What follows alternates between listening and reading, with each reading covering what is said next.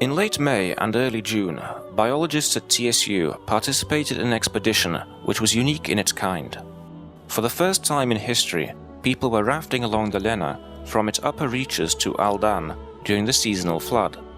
In 18 days, the TSU scientists covered a distance of nearly 3,500 kilometers and obtained never-before-seen data. Science mostly consists not of discoveries, but of filling in blank spaces, says Oleg Pokrovsky, head of the BioGeoClim laboratory at TSU. And this expedition filled in a great blank space on a map of knowledge about the metabolism of our planet. Many billions are spent in order to reduce CO2 emissions into the atmosphere, while nobody truly knows how the exchange of carbon dioxide occurs. At 2% of the total water reserves, the removal of carbon dioxide by inland waters equals or exceeds that in the oceans, and the emission of greenhouse gases from the surfaces of rivers, lakes and streams of Siberia exceeds the removal of carbon of all the rivers into the Arctic Ocean. This is the key problem in the research into the reasons behind global warming. This expedition made a very big step towards ultimately understanding the problem.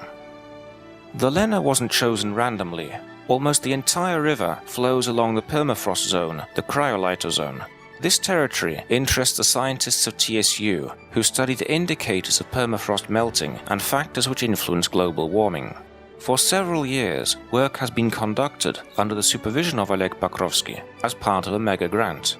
Both in winter and summer, the measurements of carbon dioxide, methane and other elements in rivers, lakes, streams and pore water in the soil is conducted. The Lena expedition took place as part of this project. It was important to reveal what happens in the territory of the river's watershed, including all of its confluents, during the seasonal flood.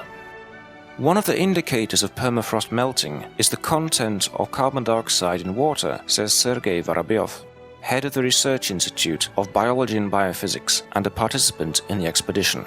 The more active the melting, the more organic matter there is in the water of the Lena and its confluents. Organic matter is decomposed by microorganisms and sunlight and transforms into CO2.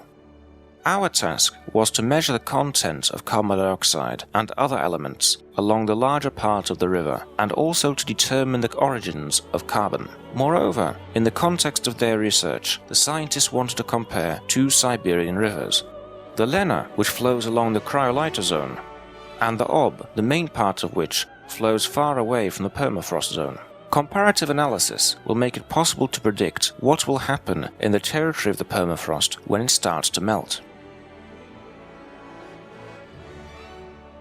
The expedition set off from Tomsk on the 25th of May, 5 men in an SUV, behind them a trailer with a speedboat and a rubber boat. Initially, they wanted to launch the boat in Yakutsk, Yakutsk region, but when they saw someone's off-road vehicle fording the river, they decided that this wasn't the best place, so they had to cover an additional 200 kilometers to Zhigalova. The width of the Lena here is no more than 50 meters, and the depth around 40 centimeters. But it was enough to launch the boat. 3 men remained near the river, and 2 drove the car with the trailer to Yakutsk in order to wait for the rivermen there. The journey to Yakutsk took 9 days. The director of the research institute, Sergei Vorobyov, engineer Alexander Sorochinsky, and TSU employee Dmitry Gurev started the Lena expedition 2016 on the 29th of May. They moved at a speed of 50 kilometers per hour. 2 of them were in the speedboat with equipment, and the 3rd was in the rubber boat with gasoline. They took 600 kilograms of fuel because there was no place to refuel in the few and far between villages, and towns were even fewer. The Lena was absolutely shallow before Ust-Kut, 40 to 60 centimeters, according to the echo sounder, says Dmitry Gurev. So I had to lie down at the nose of the boat, look at the bottom, and indicate by hand where to go. When some semblance of a navigable channel appeared, we relaxed, increased the speed, and then went aground. Our echo sounder was located on the stern. It showed the depth we had passed, but the depths of the Lena in the upstream could decrease dramatically. Modern automatic equipment was installed on the boat. Measurements were taken every 5 minutes. In some places, the scientists took additional measurements by hand in order to compare the average results afterwards. This equipment has its own feature. It has IR gas sensors, which should work in fairly calm water. That is why we designed and created special chambers where water comes and calms, Sergei Vorobyov explains. Moreover, samples of river water were taken for lab research. 53 samples for geochemistry were taken overall at the most typical parts of the Lena and its large confluents.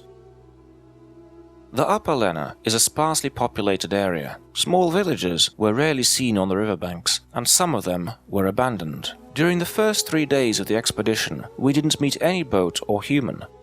Only on the approach to Ust-Kut, ships occasionally began to appear, says Dmitry Gureyev. But there were a lot of animals and birds. We saw bears, musk deer, wolves, and birds such as the red book, black crane, white-tailed eagle, and gulls. Also, there were a lot of fish, but we didn't catch any. We had neither energy nor time. Once we landed for the night, examined the territory, and collected some firewood, it was clean all around. When we woke up in the morning, we found the remains of a moose and the tracks of a mother bear and 2 bear cubs. There are almost no cellular communications all along the Lena, and the satellite connection is also very unstable. So in order to contact civilization, they had to use a shortwave radio station used by radio enthusiasts. Every evening at 1700 Moscow time, the members of the expedition got in touch with Tomsk and reported on the outcome of the day, but they were listened to not only by their home city. We were communicating with Primorye and with Arkhangelsk and with Moscow, says Dmitry. On the ham radio, communication with an expedition is a rare thing of great value, which is why a lot of people were following us, the audience numbering more than 200 people. We were reporting on our position, and they looked at the map, where we were, how far we traveled during the day. Also, in the evening via the radio station, we contacted the local population as well, in order to get to know if there were any hunting cabins nearby. Small little houses, lost in the wild forest, are usually built by hunters or fishermen, but any traveler can stay overnight or sit out bad weather. Nobody locks the doors of the cabin. You can find utensils, a bed, salt, grain, and firewood. You can use everything, but the main thing is to leave it clean and tidy after yourself. Now it is easy to recall the expedition with humor, to look at photos and videos, of which there are many, but actually it truly was a test of endurance and survival in difficult conditions. When the team just set off for rafting, the riverside was covered with snow, the water in the river was just above zero, and there was raw wind could suddenly change its direction. They were going all day long without any stop, went ashore only at night, grew weary so much that we could only pitch a tent, make a simple camp dinner, spaghetti with stewed meat, and go on the air. One day they were caught by a violent storm near Yakutsk. The boat bumped into snag and nearly turned over, but miraculously they managed to keep balance. Wet from head to toe, the members of the expedition nevertheless decided to come ashore in order to wait out the bad weather. They ate at most twice a day, if they even had time to eat, but often, when they woke up and saw that the weather was nice, they quickly packed up the tent and hit the road, as every minute counted. No one from the scientific world could ever imagine that it was possible to organize an expedition in such a way, Sergei Vorobyov notes. How are such expeditions typically organized? A large motorboat with food, beds, and other facilities. But where we started the journey was a place where no ship could get through. That's why nobody even considered the possibility of measurement beyond Ust-Kut, and why the obtained data is really unique. But no matter how hard it was, this wilderness was worth seeing. The Lena has almost no flood basin. It flows between the rocks and heavily forested low mountains. In the upstream, it is amazingly clear, and so clean that you can drink straight from it, which was confirmed by analysis. The Lena is an interesting river, very quiet one day, playful another, impetuous during storms. It is very narrow and shallow in the upstream. It is easy to ford it, but after Ust-Kut it becomes much wider and deeper, and after the Lenna Pillars it spreads like sea for 10 to 12 kilometers. The Lenna Pillars are an extraordinary place. They are one of the UNESCO World Heritage Sites. The bizarrely formed rocks resemble Gothic cathedrals, and when you swim by them, they seem to be especially majestic.